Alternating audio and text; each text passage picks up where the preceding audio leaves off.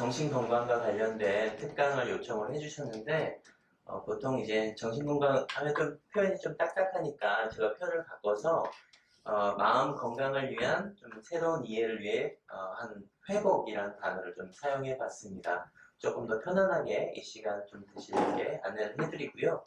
함께 하기 전에 의자를 하나 준비를 했어요. 앞에 보시면 노란색으로 된 소파가 보이고, 그리고 그 안에 파란색 계열의 쿠션이 하나 보이네요. 이 의자에 어떤 한 사람이 앉아 있다고 생각해 보세요. 그리고 이 사람이 이 소파에 앉아 있을 때 어떤 몸짓으로 어떤 상태로 앉아 있는지 문득 떠올려 보세요.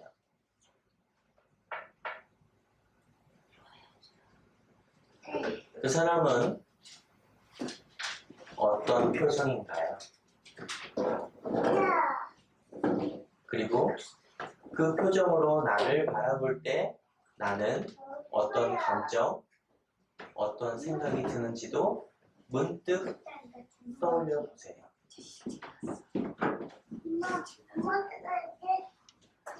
그리고 이 소파에 앉아 있는 사람이 나에게 무엇이라 말하는지 한번 떠올려 보세요.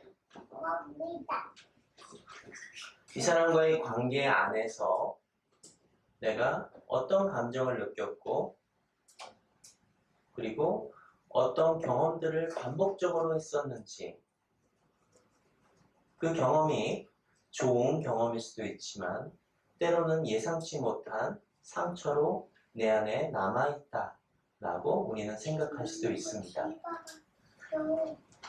오늘 마음 건강 특강을 통해서 이 사람과의 관계, 그리고 이 사람 관계 안에서 나는 어떻게 반응하는지를 깊이 있게 들여다보시면서 이 사람이 아닌 또 다른 사람 관계에 어떤 영향을 주고 있는지도 같이 알아보도록 하겠습니다.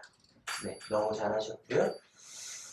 네, 같이 한번 소리내서 한번 읽어보실까요? 시작! 나는 상대방에게 어떻게 반응한다.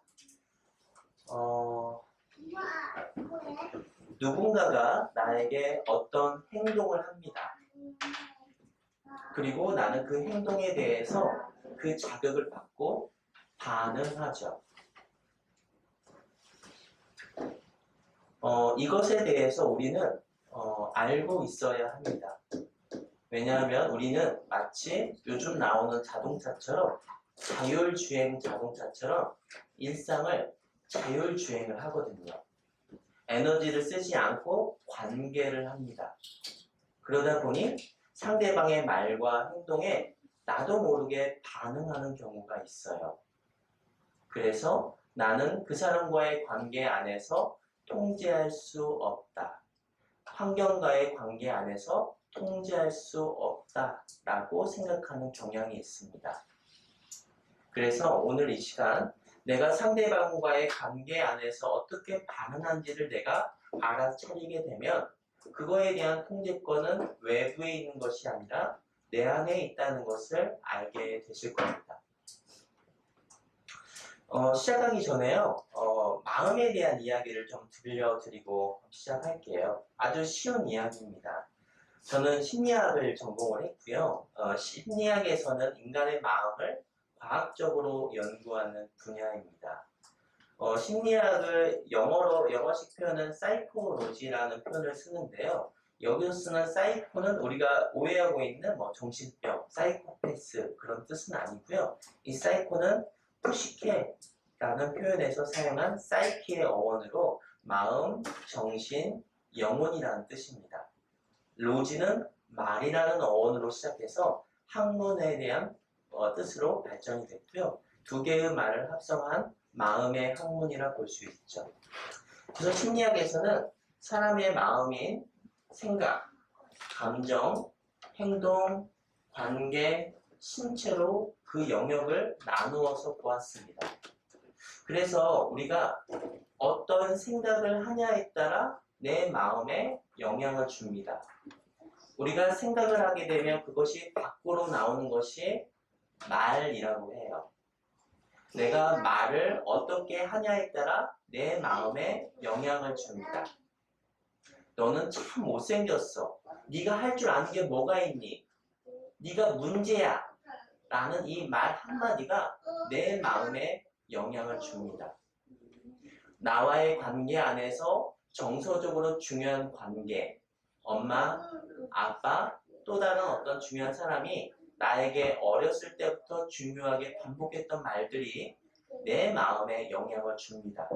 그리고 나는 그런 생각들을 하고 내 스스로도 그 혼잣말을 반복하죠. 그래서 그것이 오랫동안 남으면 신념이 됩니다. 반대로 어떤 분들은 마음이 어디에 있냐라는 질문에 이렇게 표현하세요. 아마 감정을 이야기하신 거라고 봅니다. 감정은 무엇으로 느끼는 걸까요? 아마 신체를 통해서 느끼실 거예요. 우리가 밖에 오랫동안 겨울날에 서 있으면 온몸이 오들오들 떨리잖아요. 마찬가지로 우리는 몸을 통해서 감정을 느껴요.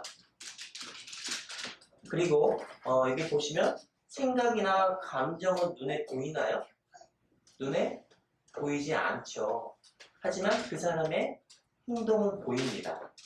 그래서 그 사람의 행동을 보면 그 사람의 마음을 이해할 수 있어요. 어떤 사람이 고개를 푹 숙이고 턱을 대고 아픔을 이렇게 한다면 이 사람의 현재 마음은 어떨 것 같아요?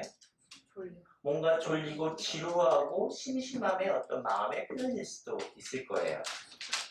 그리고 마지막은 관계입니다. 이 관계는 여러 가지 차원의 관계로 볼 수 있는데 제가 두 가지 차원의 마음의 관계를 한번 이야기해 드릴게요.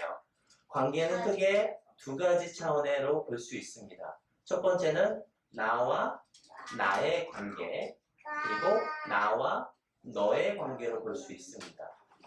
나와 나의 관계는 나의 내적 세계에 대한 만남이고요. 관계이고 나와 너의 관계는 타인과 나와의 관계를 의미합니다. 그래서 이 생각, 감정, 행동, 신체 관계는 우리가 보통 따로 떨어져 있는 마음의 영역이라고 생각할 수 있는데 사실 서로가 영향을 줍니다.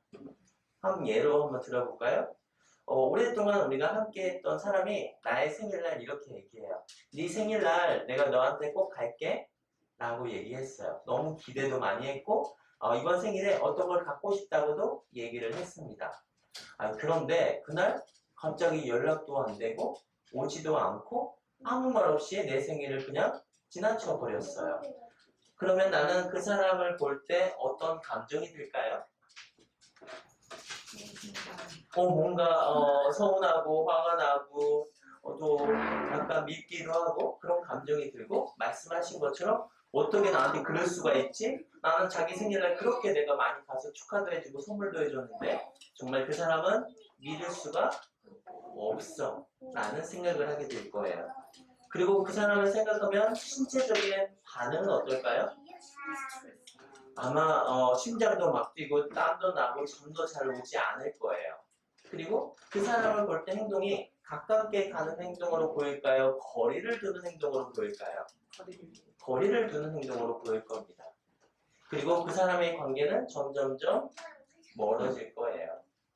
그래서 마음의 영역인 생각, 감정, 행동, 신체 관계는 따로 떨어져 있는 것이 아니라 서로 연결되어 있어서 우리 주변의 어떤 경험으로 인해서 많이 낙심한 사람들, 우울한 사람들은요 몸이 아파요.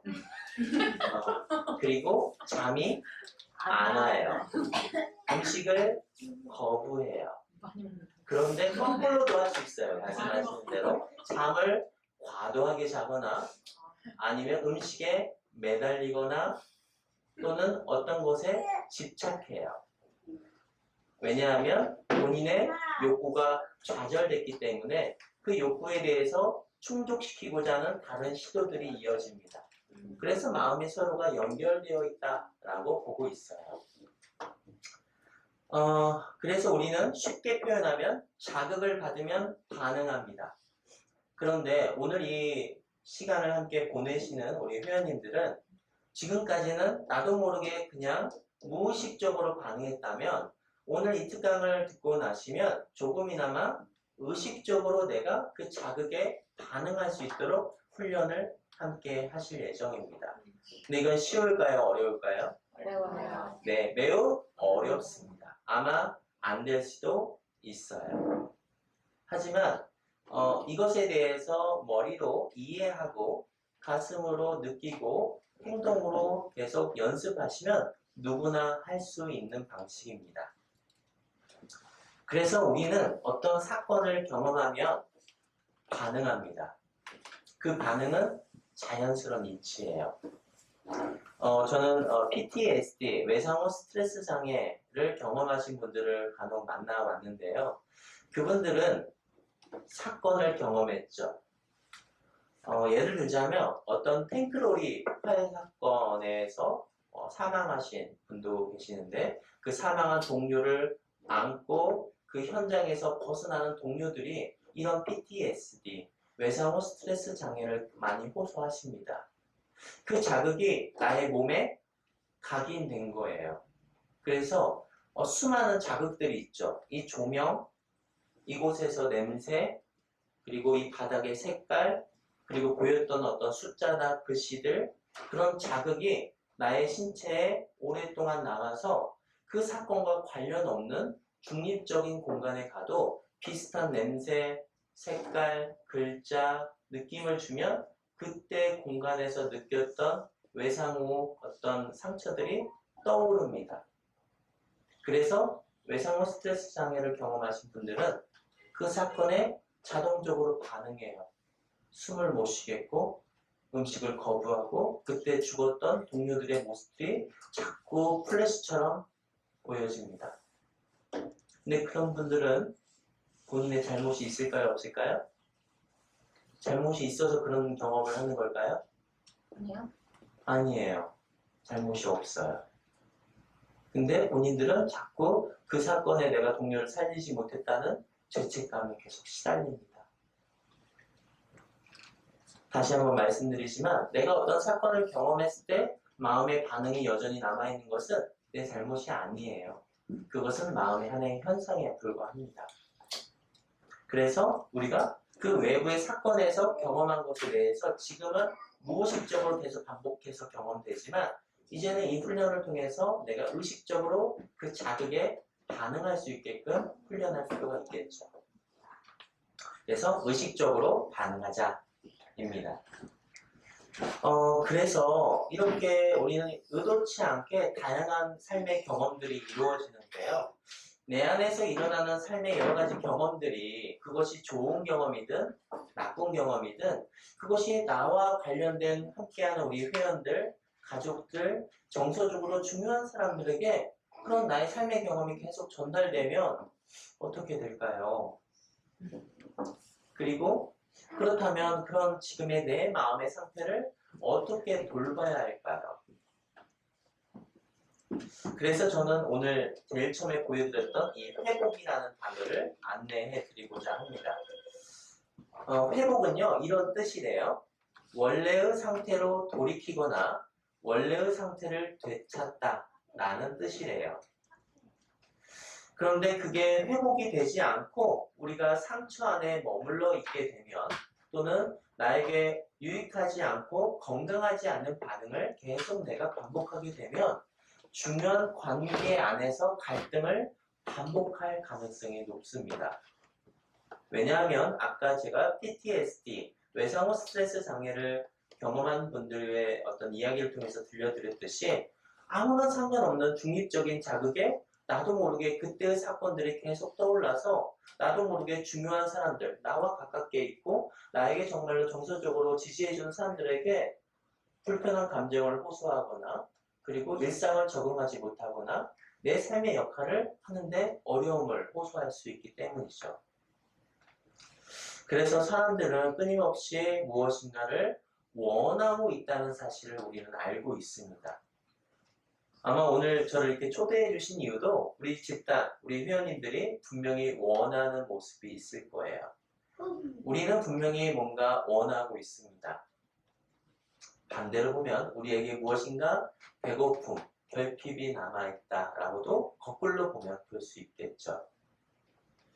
자, 잘 보이실지 모르겠죠? 한번 소리내서 한번 읽어볼게요. 같이 한번 소리내서 읽어볼까요? 시작! 마음의 소리를 듣게 되면 우리의 일에서 성취할 수 있는 가장 실제적인 일은 우리가 하는 것과 마찬가지로 우리의 내부에서 어떤 일이 일어나고 있는지를 아는 것이다. 우리가 우리 내면과 보다 더 친숙하면 할수록 우리 일에서 그리고 우리의 삶에서 더 확실히 발을 딛고 쓸 수 있다. 네. 내 마음을 잘 알고 이해하고자 하는 건요, 뜬구름 같은 뭔가 어려운 것을 설명하기 위한 것이 아닙니다. 현실을 잘 살아남고 지금을 잘 서 있게 하기 위한 목적이 크죠.